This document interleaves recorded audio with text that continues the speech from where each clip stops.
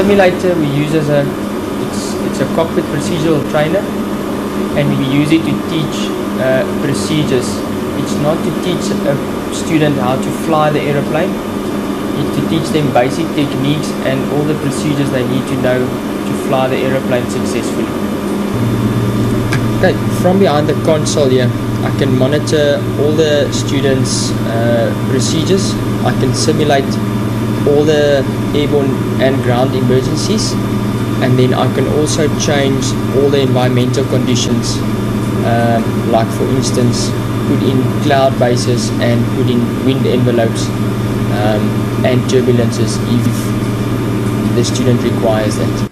For the students, they must know all the checks, how to do it and when to do it correctly before they can do their first flight, and this will lead up to them going solo. Then one other thing we do as well is the radio procedures, to let them practice their radio procedures and also to have a good competency in the radio procedures before they go and fly.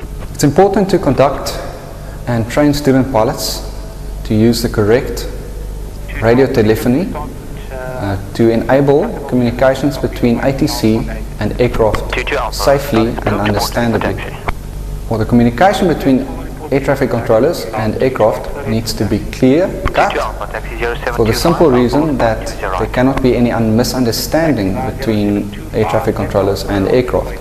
Radio procedures are conducted between a pilot and air traffic control. Air traffic control is an integral part of an Air Force. And this is the automated airfield lighting system. We're looking at a plasma screen which is touch sensitive. It controls every single light on the airfield by simply pointing at a particular object. You can see it conforms to the layout of the airfield.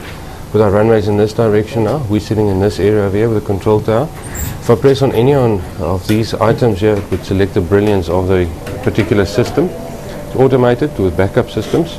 So if ESCOM power fails, we have backups to run this thing.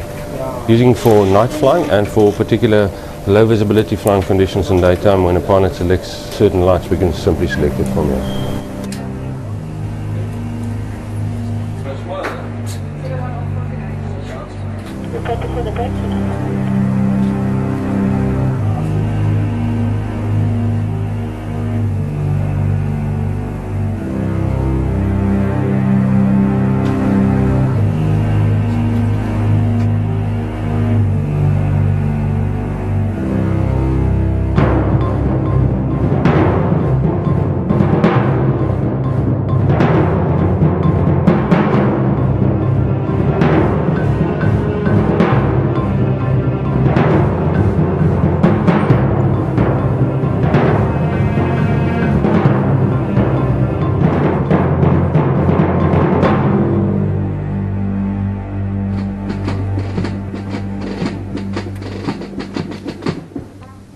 There are three different categories of instructors in the South African Air Force. There's C, B, A and A1 category. The C category instructor is an instructor who's just qualified on instructor's course. B category instructor is instructor with at least 200 instruction hours. The A category instructor is one with at least 500 instruction hours, and the A1 is with at least 1,000 hours instruction.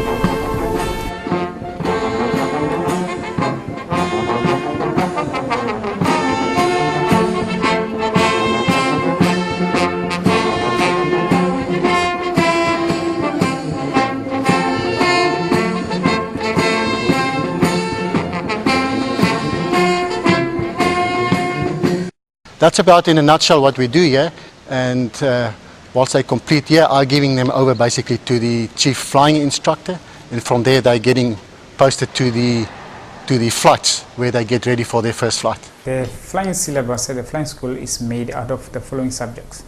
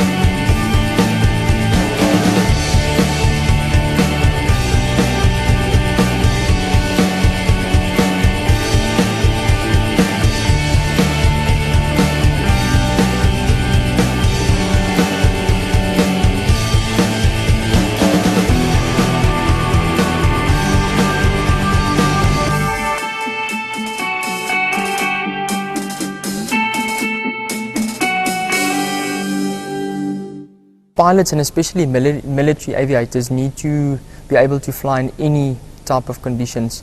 Will it be VFR or visual flight rules, when the sun is shining or when there's bad weather like clouds in the sky, and also during the night time.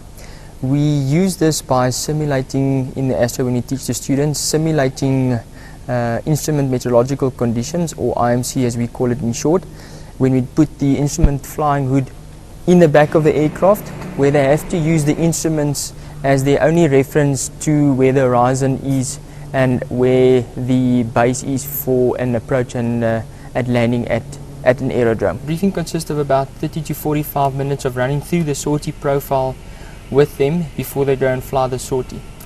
This is where the student, from when you explain to him what's going to happen in the sortie, from when you go and sign the books inside the office until you are completed with the sortie and you sign the books off again.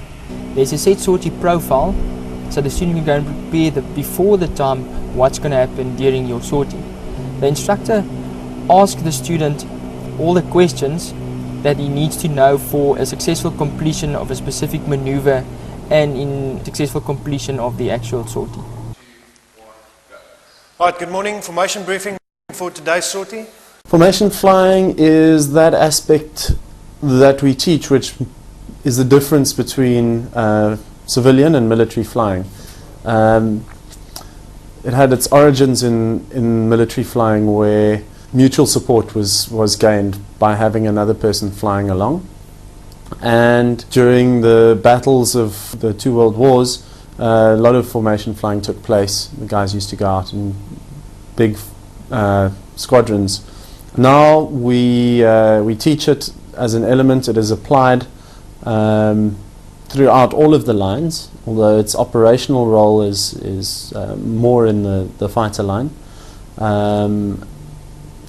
There is a degree of it in helicopter flying, and it has an application in helicopter flying as well, because hovering has been compared to flying in formation with the ground. And then obviously there are the show-off bits where we get to fly at flypasts and in displays and that type of thing, which is another aspect, although not our core business. Our first phase, which is the medium level VFR phase, is basically an introduction to the student on navigation. We fly basically at 10,000 feet above ground, and we start teaching the basic principles of navigation to a student. This phase is then followed by a low-level phase. This phase is flown at 500 foot AGL, much lower, and we basically teach the student all the basic principles of low-level flight, map of the earth flying, that he will use throughout his military career later on.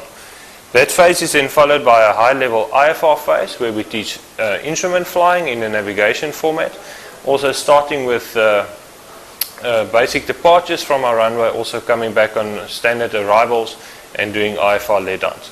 Then towards the end of the navigation phase, we start combining all three the phases, where the student will do a little bit of each phase per flight, and all of this accumulates into the navigation test right at the end of the phase, where the student has to go to a field that he's never been to and show the testing instructor that he is proficient in all three of the navigation phases. The aerobatic phase within the pilot's syllabus is a very important one. It enables the student to operate the aircraft at the edge of the envelope, become comfortable with operating the aircraft, and gaining confidence in the student's skills and abilities in the aircraft. We teach the students the basic ones I've highlighted on the board here, the loop, barrel roll and aileron roll. The loop, after the wing over is completed, the aircraft is pitched at a constant rate through 360 degrees about the lateral axis, through the inverted and then back down onto the line feature. Okay, obviously maintaining accurate control of the aircraft through the maneuver. Once that completes, the student in the basic phase will continue with another wing over to clear the area, and then move on to other maneuvers such as the barrel roll and the aileron roll. Barrel roll is a nice maneuver, a lot of coordination that takes place through the maneuver. The aircraft, once positioned on the line feature, is then pitched as for a loop, and then approaching approximately 60 degrees nose up attitude. While the aircraft is pitched, it is simultaneously rolled to effect a 90-degree change in direction up to a point and then rolled through that point, inverted, and then back out onto the line feature.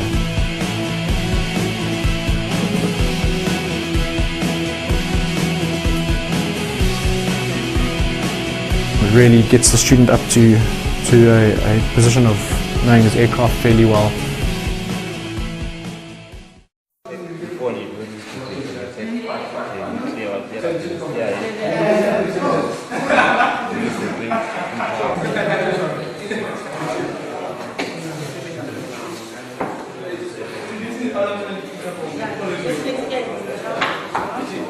Morning, Zanele. All right, day 6. So we're going to go out. There's no pressure on you now. We'll have a look. If the sortie goes well, we'll fly an extra 1 or 2 circuits now, just for practice and just to get your hand back in, because there has been such a big break, which is not the ideal. If it goes well and I'm happy, I will inform you thereof and we head out to the aircraft. The plan, as soon as we finish with the briefing, is to go to ops. We'll get the aircraft, check it is ready, sign the books, and we'll walk out together. The 700 office, 2 pages to sign. The first one for the dual mission and the second one for your solo. All right. From there, once we signed, we're happy with the aircraft, we'll walk out together. I will do the pre-flight just to save some time and just to help you relax a little bit. You can jump in and get strapped in. I will then join you and you can start off with your pre-start checks. If you do have any engine failures during the sortie, plenty of aeroplanes, we can replace them. We can't replace your life, so don't hesitate. Get out of the aeroplane and save yourself. All right. As soon as you land and I see you're safe, I will then leave the tower and I'll meet you back at the ramp. We'll congratulate you. Your course mates will be there, and that'll be the end. Hopefully, the greatest sortie of your life. Good. All right. Briefing's complete, so we can go to the option, sign the books, and we can start this.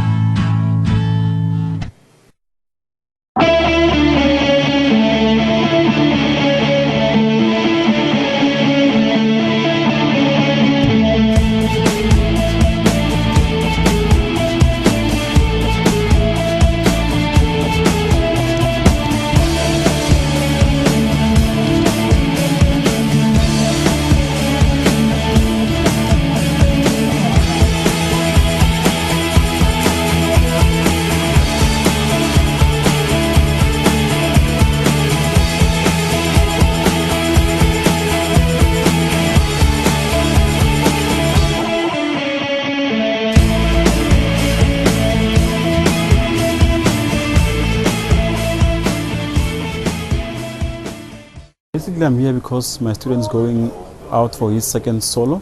The thing is, he flies BGF-16, which is a solo check with a ACAT instructor.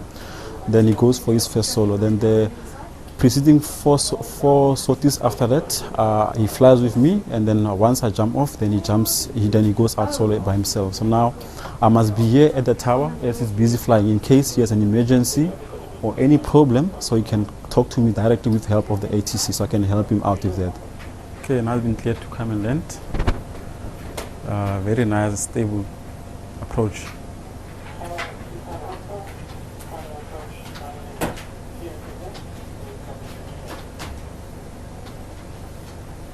Very nice.